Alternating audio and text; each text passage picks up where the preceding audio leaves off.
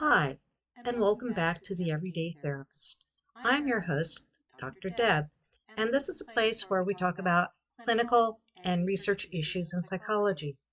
And lately, I've been going over the various personality disorders that are uh, identified in the Diagnostic and Statistical Manual, also known as the DSM.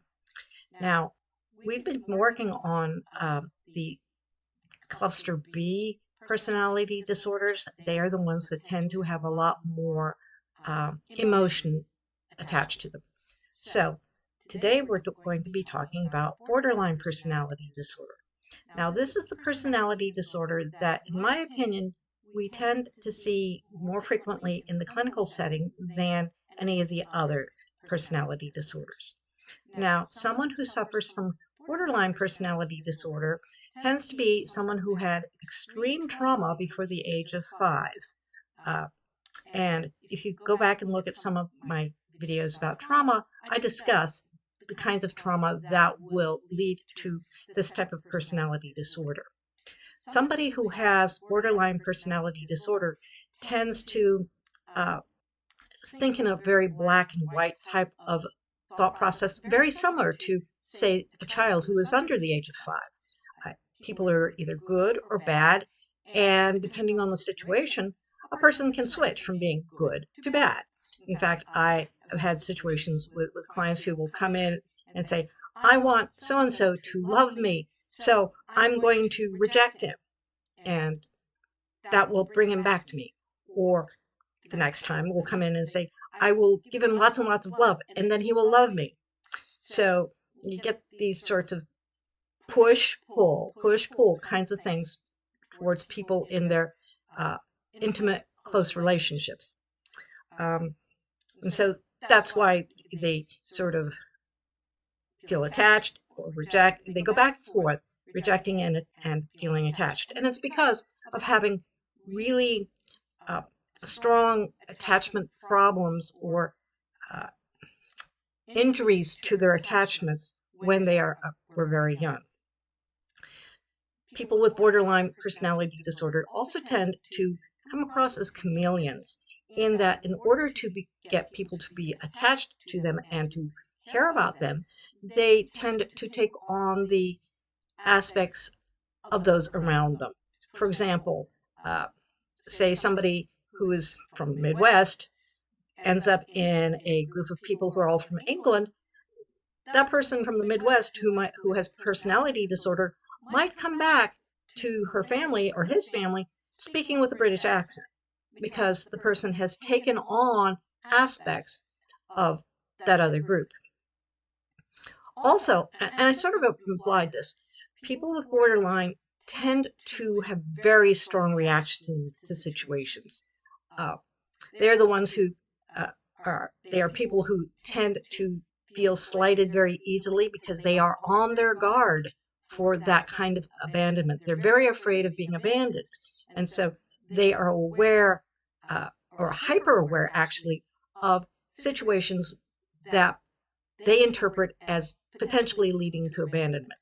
So somebody who has borderline personality disorder may show signs of jealousy in relationships and interpret things as though the spouse or partner is straying when partner or spouse is not doing anything. So again, these are people who are very afraid of being abandoned. They also lack a sense of self, and that goes along with the chameleon behavior.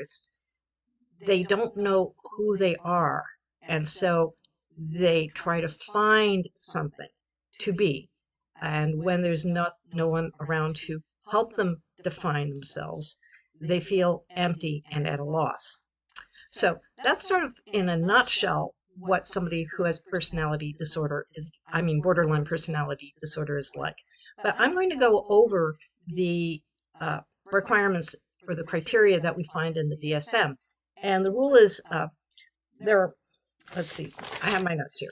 There are 9 indicators. And to actually diagnose somebody with borderline personality disorder, a person has to demonstrate at least 6 of these. So I had a mentor who once said, Deb, everybody has a borderline moment or moments, but that does not mean you have borderline personality disorder.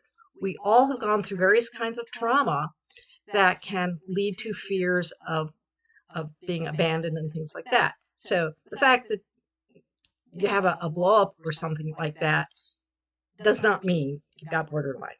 So let me go through our 9 criteria here.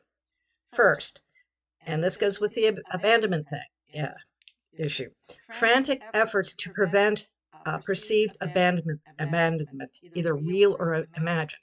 That's the person, again, who becomes jealous very easily and then responds because of that. Number 2, pattern of unstable and intense interpersonal relationships. And that gets to the valuation and devaluation of a person. The person is very, very good, does no wrong, then the person is flawed, as everyone is. Then all of a sudden that person is now on the outs, and the person with borderline will basically hate the person who's now been devalued. And that causes very unstable relationships, because one day the person might be valued, the next day the person is not valued. And it goes back to sort of the emotional struggles that the person with borderline had as a child in trying to understand his or her relationship, especially to parents, to their caretakers. Children put their parents or caretakers sort of on a pedestal. And then if the parent, being a human, does something that the child doesn't like, then all of a sudden the parent is devalued.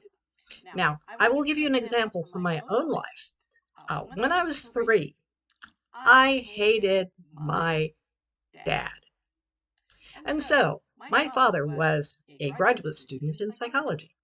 And so he had read in his coursework that I wasn't developing correctly. So I was carted off to a child psychologist who, all I can remember is playing with the toys. But apparently, when I was asked why I didn't like my dad, I said, because he spanks me. So the situation there was, okay, I devalued him because he did something that was painful to me.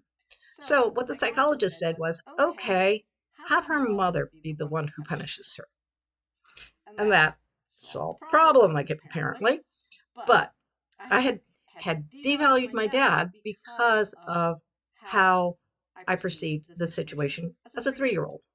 And when the devaluation aspect went away, I valued him again.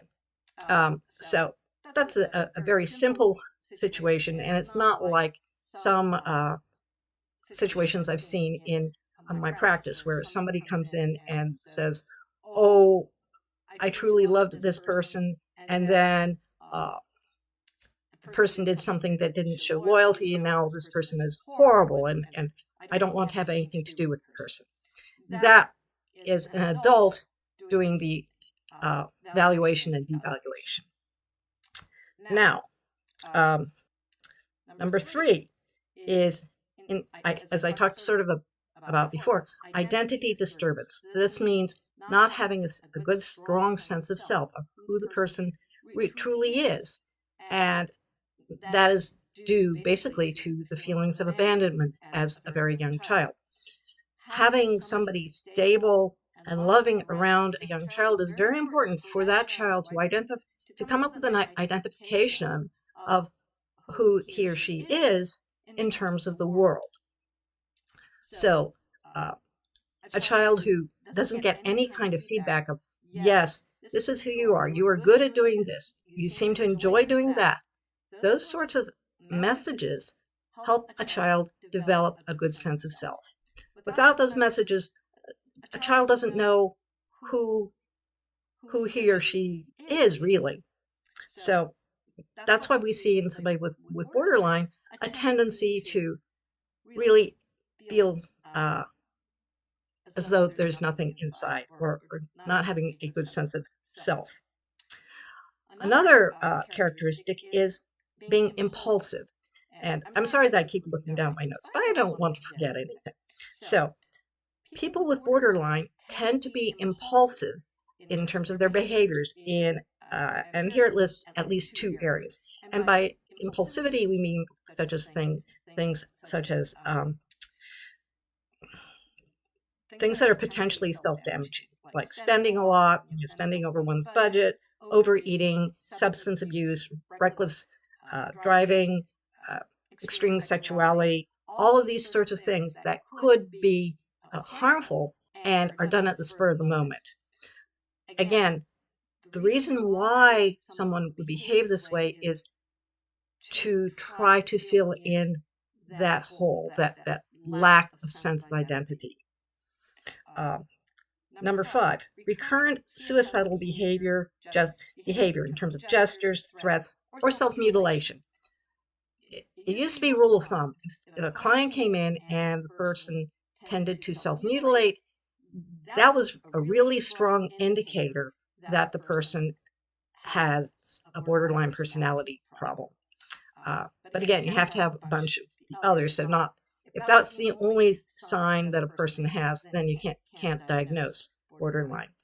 But if somebody comes in and say every session says to me, Deb, I only got through this weekend because I know I shouldn't do it, but I was thinking about killing myself. Or I had one client who said, every 5 minutes, I think about killing myself. So we've got a repetitive thought process there that becomes comforting. And that's what, unless the person actually goes through with suicidal behavior, frequently just the thought is sort of comforting. It shows the person has a sense of, well, I'm controlling my situation, because borderline personality disorder people tend to not feel as though they're in control of their situations. Their emotions are going up and down. Their interpersonal relations tend to be very chaotic. And so having these repeated suicidal thoughts become a way of self-soothing in many cases. They are very serious, of course, but they serve a special role within this type of person's personality. Okay, this next one I've sort of alluded to already. Affective instability due to a marked reactivity of mood, meaning the person has emotional swings going back and forth, up and down, because of things that sort of stimulate the mood. So the person can be extremely happy because they're feeling loved and they are valuing somebody to a very high level. Then one word is said, and then the person with borderline will be in a tremendous rage, over that one little potential slight. And so that's what we mean by instability of emotion. Number 7, and this goes back with some of the earlier ones, chronic feelings of emptiness. Somebody who keeps having to bring in the views of other people, become like other people, the chameleon, basically is doing that because he or she feels very empty in oneself. And it's a way to try to feel as though one has a sense of self. So just sort of feeling empty and not knowing how to be or who to be leads to this kind of emptiness. The next one, number 8, this goes back with the mood. Inappropriate, intense anger or difficulty controlling anger. Again, that goes back with the evaluation and valuation. When somebody with borderline becomes upset that the people around him or her are not living up to the high expectations that borderline has, then that person will become extremely angry about the situation. And it goes back to how a young child will put such high value on those adults around him or her.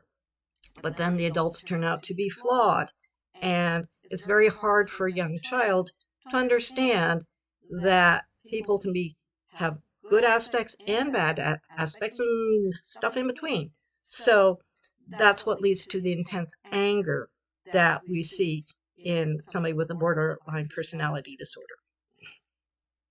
Now, the last factor or criterion is sort of transient or every now and then paranoid ideation or dissociative symptoms. Now, excuse me. In the future, I will talk a bit more about dissociation. I did talk about it in terms of trauma. But what can happen is somebody with borderline will begin to behave again in very stressful situations in a way that a very, very young child will, in terms of pulling away. That's the dissociation, pulling away emotionally and mentally so that the child or the adult now can feel safe. And in terms of the paranoid ideation, again, that goes back to being hyper aware of the possibility of being abandoned or rejected. So always being alert, which then can lead to certain views of paranoia, very alert that somebody is going to potentially hurt the person with borderline personality disorder. So again, those are the 9 criteria that a therapist would look at in order to do the diagnosis. Now, in terms of frequency of prevalence in the population, the estimate is that in the general population, it's only about 3% of people who experience borderline personality disorder. But in terms of the clinical setting, it's actually much higher. It's 10%. And as I think I mentioned before, I once worked with a psychiatrist who would say anybody walking through the doors had some kind of personality disorder. And many of the women that I have dealt with, and I need to point out that women tend to have a higher prevalence of borderline personality disorder than men do. And it's hard to understand why that might be. It may have to do with genetics and nervous system development and things like that. But I have had male clients who did have all met the criteria for borderline personality disorders. But in a clinical setting, as I said, it's 10%. In outpatient, it's 10% of the people coming in the door who can be diagnosed with borderline. And in an inpatient setting, it's all the way up to 20%. And that is because for somebody who has this type of disorder, their lives become out of control. And if they are suffering from suicidal ideation, that can quite often lead to being referred to inpatient. And that's the reason why they end up there, it being 20%.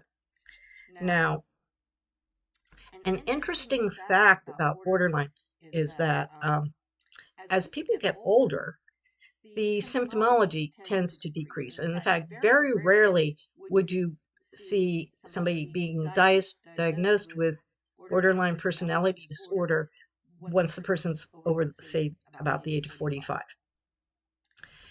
Whereas in some of the other personality disorders, in fact, most of the others, one can still receive a diagnosis of that personality disorder way later in the person's lifespan. But for borderline, it seems as though things such as impulsivity and the black and white thinking and things like that seem to sort of age out. And it may just be because the person gains more experience in the world with how others are.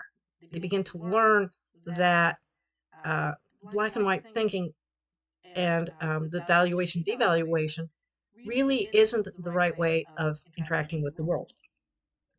And one of the ways in which borderline personality disorder is treated is by using a therapy called dialectical behavioral therapy, or DBT. And what happens in DBT is helping to train or teach the person with borderline how to see the world in a new way, to realize that yes, somebody can be a wonderful person, but also have bad faults, and being able to balance that understanding, and also learning how to do things such as manage moods and suicidal ideation and suicidal acts or self-harm acts. And so somebody who comes into treatment and is diagnosed with borderline is very likely to be put into a DBT program.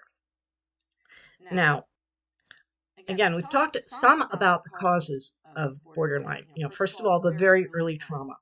Also, there seems to be potentially a genetic relationship in that there's a greater prevalence of it showing up if, within, say, the first order of a family. So mother, daughter, father, son, siblings.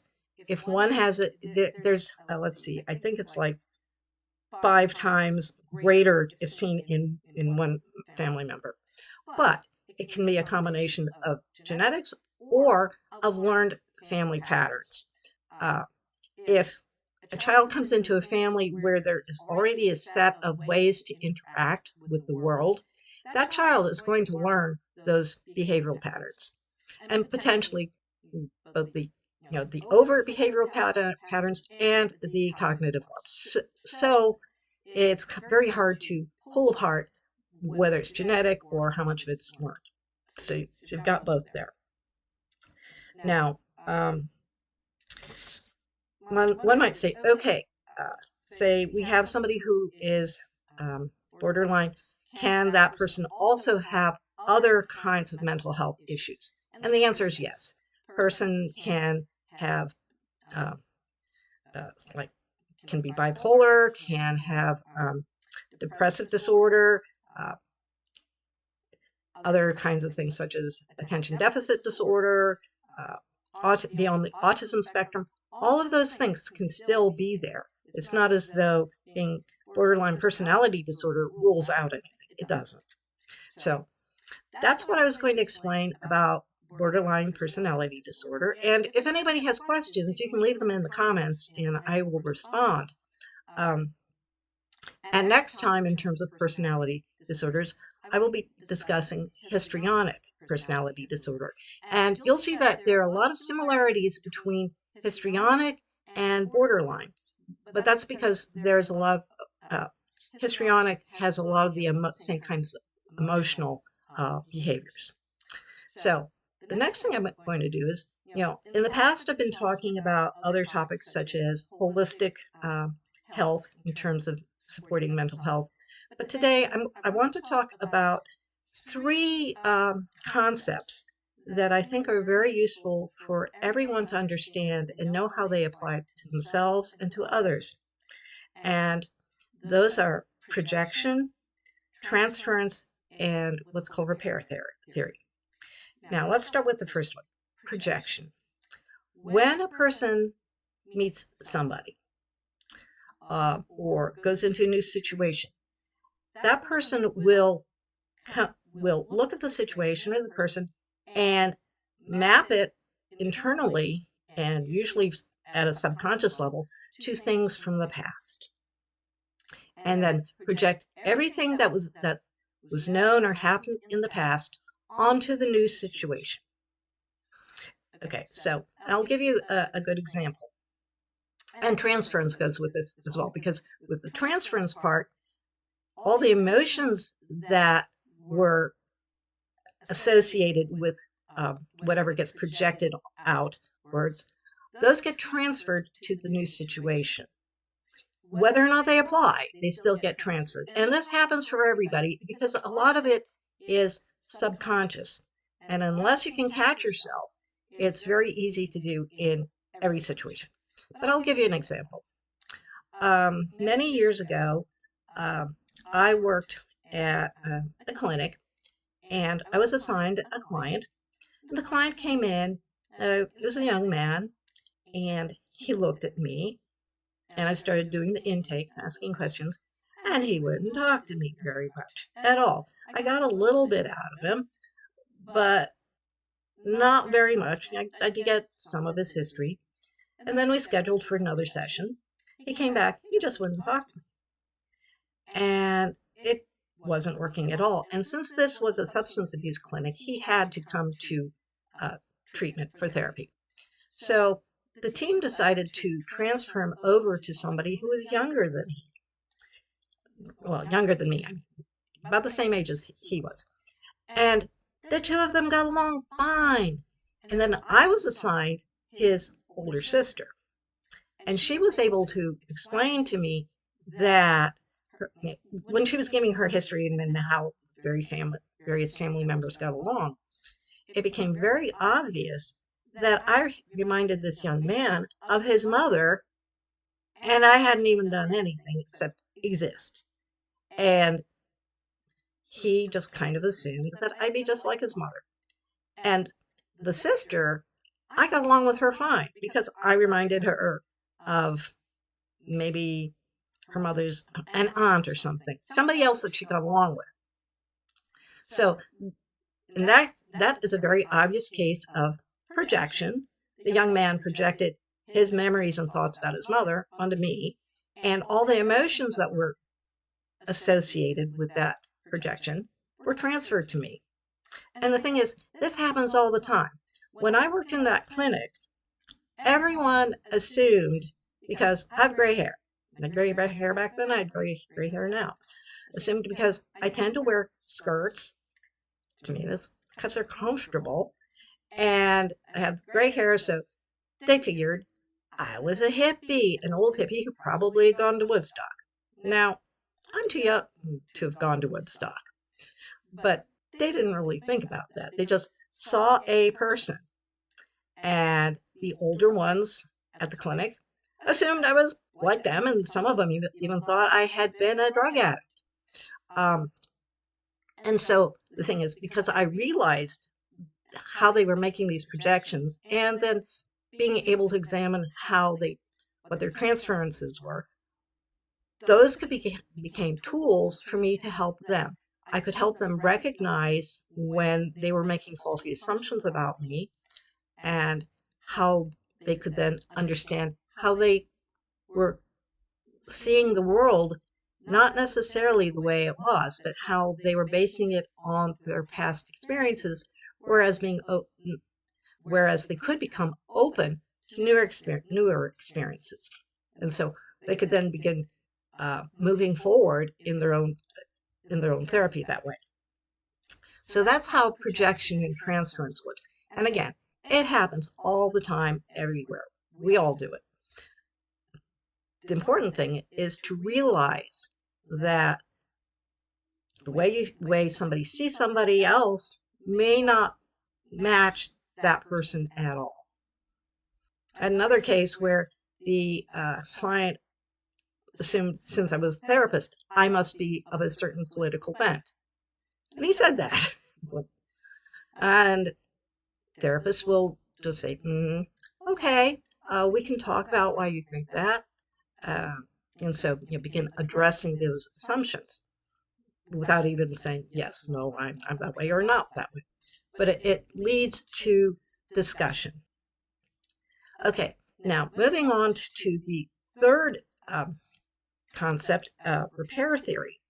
Now, there's an idea that in therapy, what a therapist is doing with clients a lot of the time is repairing relationships, because